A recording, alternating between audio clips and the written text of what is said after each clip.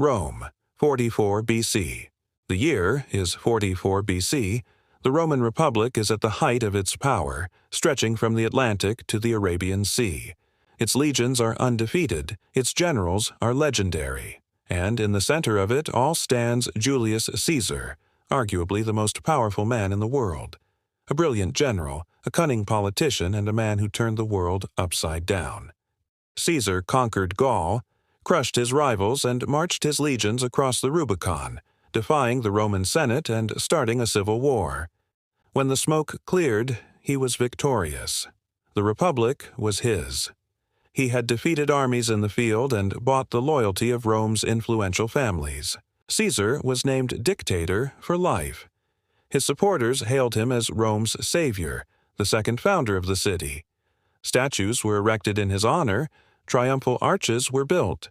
To his detractors, Caesar was a tyrant who cared about only one thing: Caesar, ever more power. They watched as he stacked the deck in his favor, seizing control of the government, the army, and the treasury. They saw him take the title dictator, a word that hadn't been used in more than a century. In the eyes of Rome's elite, he was a king in all but name, and so they plotted his death. For months, rumors swirled around Rome. Whispers in taverns, gossip at parties, veiled threats in the Senate. Caesar was warned of danger, but he didn't listen. He believed he was invincible. Maybe he was. On March 15, 44 BC, Caesar entered the Senate. He was meeting with senators to discuss the defense of Greece when a group of conspirators approached him. There were about 60 of them, armed with daggers and swords. They closed in on Caesar. As he reached out to stop them, one of the senators cut off his thumb. Enraged, Caesar fought back, slashing at the men with his sword.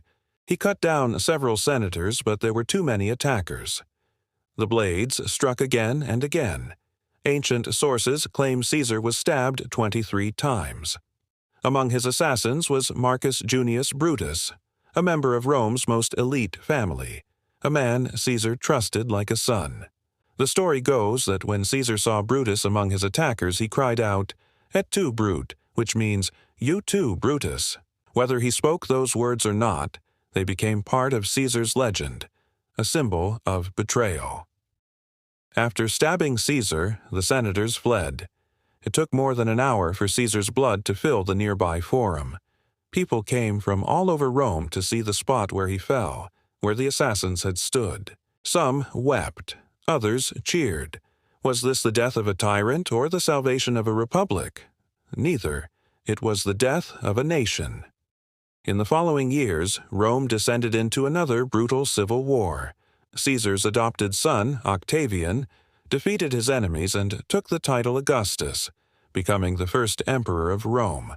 Looking back, we can see that on that day in 44 BC, the republic died. It took less than 2 centuries for Augustus to conquer Egypt, bringing the whole Mediterranean under Roman rule.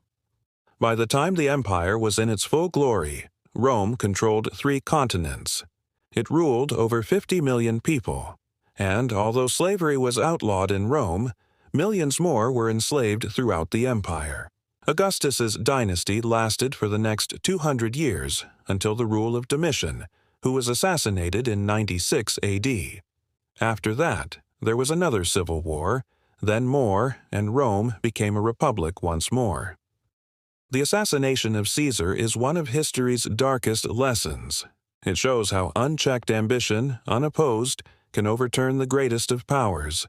It reminds us that sometimes the road to hell is paved with good intentions. Caesar's killers believed they were saving Rome. Instead, they unleashed chaos that would last for centuries.